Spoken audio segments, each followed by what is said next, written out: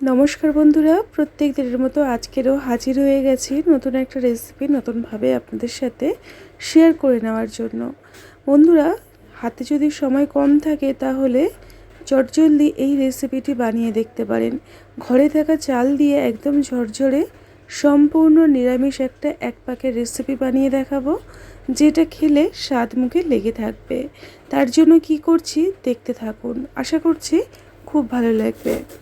তার জন্য আমি এখানে একটা কাপ মেপে 3 কাপ পরিমাণে চাল জল দিয়ে ভিজিয়ে 10 মিনিট রেখে দেব। বন্ধুরা, আজকের আমি এই রান্নাটা আতপ চাল দিয়ে বানিয়ে দেখাবো। আপনারা চাইলে সিদ্ধ চালও ব্যবহার করতে পারেন। চালগুলোকে ভালো করে ধুয়ে জল পাল্টে নিয়ে ফিরে এলাম। দেখুন, একদম পরিষ্কার করে ধুয়ে নিতে হবে। এরপরে এটাকে ঢাকনা দিয়ে সাইড করে দেব। এই রেসিপিতে আমি কিছুটা পনির ব্যবহার করব, আর এখানে প্রায় 200 গ্রাম পনির আমি নিয়ে নিয়েছি। 500 গ্রাম চালের জন্য 200 গ্রাম পনির।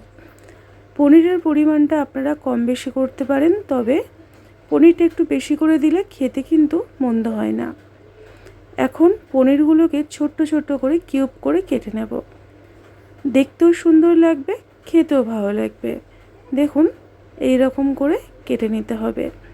একই রকম পদ্ধতিতে সমস্ত পনিরগুলোকে কেটে রেডি করে নেব। বন্ধুরা, রেসিপিটি খুবই সহজ সরলভাবে বানিয়ে দেখাবো, যাতে করে আপনারা অনায়াসে তৈরি করতে পারেন। সবসময় দেখবেন রান্নাবান্না করতে ভালো লাগে না মাঝের মধ্যে, তো এইভাবে চটজলদি রেসিপি যদি আপনারা বানান, ভীষণ ভালো লাগবে। আর এতটা টেস্টি হয়, বাচ্চা বড় সবাই খেয়ে নেবে খুশি খুশি। দেখুন, পনিরটা কেটে রেডি করে নিলাম। এবারে একটা কড়াইয়ের মধ্যে পর্যাপ্ত পরিমাণে রিফাইন তেল ভালো করে গরম করে নেব। তার মধ্যে দিয়ে দিলাম 1 চামচ ঘি। রেসিপিটা ঘি এবং রিফাইন তেল দুটো মিলিয়ে করছি। অল্প একটু লবণ দিয়ে ভালো করে সবটাকে নাড়িয়ে চাড়িয়ে পনিরগুলোকে তেলের মধ্যে দিয়ে লালচে করে ভেজে নেব। এই রেসিপিতে পনিরটাকে একটু লালচে বা কড়া করে ভাজতে হবে, তবেই কিন্তু ভালো টেস্ট আসবে। চেষ্টা করবেন যেটা ফুল ক্রিম থাকে পনিরের, ওই পনিরটা ব্যবহার করতে, তাহলে খুব ভালো হয়। তো দেখুন, পনিরগুলোকে আমি আপনাদেরকে কিছুক্ষণ পরে দেখাচ্ছি। একটা সাইড একটু কালার এসছে, তো উল্টে পাল্টে আরও একটা সাইড ভালো করে ভেজে নেব। খাই খাই অনুর রান্নাঘরের প্রত্যেকটা রেসিপি খুবই সহজ সরল আর সাধারণ করে বানিয়ে দেখানোর চেষ্টা করি, যাতে করে আপনারাও অনায়াসে রেসিপিগুলো বাড়িতে তৈরি করতে পারেন। দেখুন, ঠিক এই রকমভাবে লালচে করে সমস্ত পনির ভেজে আমি আলাদা একটা পাত্রে তুলে নিচ্ছি। বন্ধুরা, রেসিপিটি প্রথম থেকে শেষ পর্যন্ত দেখার পরে দেখুন পনিরগুলো একদম রেডি। এবারে ওই তেলের মধ্যে আমি 1 মুঠো পরিমাণে বাদাম ভেজে নেব। আচ্ছা, রেসিপিটি দেখার পরে যদি ভালো লাগে তাহলে প্লিজ ছোট্ট করে একটা লাইক আর আপনার একটা সুন্দর মতামত জানিয়ে আমার পাশে থাকবেন।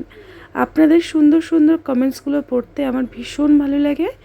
তো দেখুন, বাদামটাকে একদম কম আঁচে রেখে একটু সময় নিয়ে ভালো করে ভেজে নিতে হবে। যেহেতু আমি এখানে কাঁচা বাদাম নিয়েছিলাম, আপনারা চাইলে ভাজা যে বাদাম থাকে সেটাও নিতে পারেন। এবারে বাদামগুলোকে তুলে এর মধ্যে আমি গোটা গরম মশলা ফোড়নে দেব, তার সাথে দিয়ে দেব তেজপাতা। গরম মশলাটাকে মোটামুটি কয়েক সেকেন্ড তেলের মধ্যে খুব ভালো করে ভেজে নেব, তাহলেই দেখবেন খুব সুন্দর একটা মিষ্টি গন্ধ পাওয়া যাচ্ছে। এই দেখুন, এবারে আমি এর মধ্যে অ্যাড করে দেব 1 ইঞ্চি পরিমাণে আদা গ্রেট করে রেখেছিলাম। আদাটাকে তেলের মধ্যে কয়েক সেকেন্ড ভাজবো, খুব বেশি ভাজবো না, তাহলে তেল আদাটা তেতো হয়ে যাবে। তো কিছুক্ষণ আমি কয়েক সেকেন্ড আদাটাকে ভেজে নিয়ে তারপরেই সঙ্গে সঙ্গে এখানে আগের থেকে ভিজিয়ে রাখা চালগুলোকে অ্যাড করে দিলাম। চালটাকে দিয়ে তেলের মধ্যে বেশ ভালো করে ভাজতে হবে। যতটা ভালো করে ভাজবেন দেখবেন রান্নাটাও ভাতগুলো ততটাই ঝরঝরে তৈরি হবে। আমি আপনাদেরকে কিছুক্ষণ পরে দেখাচ্ছি। দেখুন, অনবরত নাড়াচাড়া করে জলটা একদম শুকিয়ে নিয়েছি। আর চালগুলো কত সুন্দর ঝরঝরে হয়েছে। দেখুন তলাতে কিছুটা লেগে যাবে, মানে জলটা যেহেতু শুকিয়ে যাচ্ছে তাই সেটাকে ভালো করে নাড়িয়ে চাড়িয়ে দেখুন এইভাবে ভালো করে শুকনো শুকনো করে নিয়েছি। এখানে 3 কাপ চালের জন্য আমি জল দেব, 1 কাপ দিয়ে দিলাম, তারপরে আরও 1 কাপ জল দিচ্ছি, আরও 1 কাপ জল দিয়ে দিলাম, আর আমি দেব 1 কাপের থেকে 4 কাপ হয়ে গেল। তো এখানে বন্ধুরা 3 কাপ চালের জন্য আমি 4 কাপ জল ব্যবহার করেছি, তবে আরও একটু জল লাগবে, আরও হাফ কাপ জল দিয়ে দিলাম। 3 কাপ চালের জন্য 4.5 কাপ জল ব্যবহার করলাম।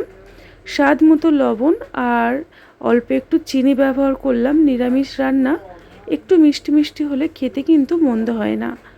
আপনারা যদি মিষ্টি অপছন্দ করেন সেক্ষেত্রে কম পরিমাণে দিতে পারেন। এবারে জোরে আছে ফোটার জন্য কিছুক্ষণ রেখে দেব। গ্যাসের আঁচটাকে জোরে করে মোটামুটি 2-3 মিনিটের মধ্যে দেখবেন খুব সুন্দর করে ফুটতে আরম্ভ করে দেবে। আর চালগুলো এইরকম পুরোটা মানে বেশি পরিমাণে হয়ে যাবে। এবারে এর মধ্যে আগের থেকে ভিজে রাখা পনির আর চীনাবাদামটাকে অ্যাড করে দিচ্ছি, দিয়ে সব কিছুর সাথে ভালো করে নাড়িয়ে ছাড়িয়ে নেব।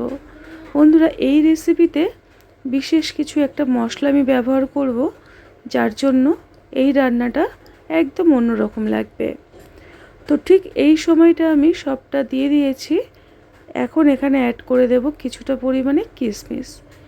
কিশমিশটা সম্পূর্ণই অপশনাল, তবে দিলে ভালো লাগবে। তারপরে দিয়ে দেব কিছুটা পরিমাণে কসুরি মেথির পাতা। এই কসুরি মেথি পাতাটা দেওয়ার জন্য এই রান্নার স্বাদ একদম অন্যরকম আসবে। তারপরে কিছুটা পরিমাণে শাহি গুঁড়ো গরম মশলা ওপর থেকে ছড়িয়ে দিয়েছি, আর কয়েকটা চেরা কাঁচা লঙ্কা দিয়ে দিলাম। দিয়ে গ্যাসের আঁচটাকে একদম কমিয়ে রেখে 3-4 মিনিট অপেক্ষা করব। আমি আপনাদেরকে 3 থেকে 4 মিনিট পরে ফিরে এসেছি আর দেখাচ্ছি ঢাকনাটা খুলে। দেখুন ভাতগুলো কত সুন্দর ঝরঝরে হয়েছে, তবে এখনও একটু জলজলে ভাবটা রয়েছে।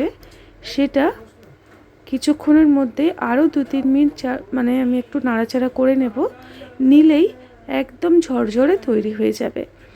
এতটা ঝরঝরে হওয়ার কারণটাই হচ্ছে চালগুলোকে তেলের মধ্যে কিন্তু একটু ভালো করে ভাজতে হবে, তাহলে দেখবেন ভাতগুলো একটার সাথে আর একটা লেগে যাবে না, আর রেসিপিটা খুব ভালো লাগবে খেতে।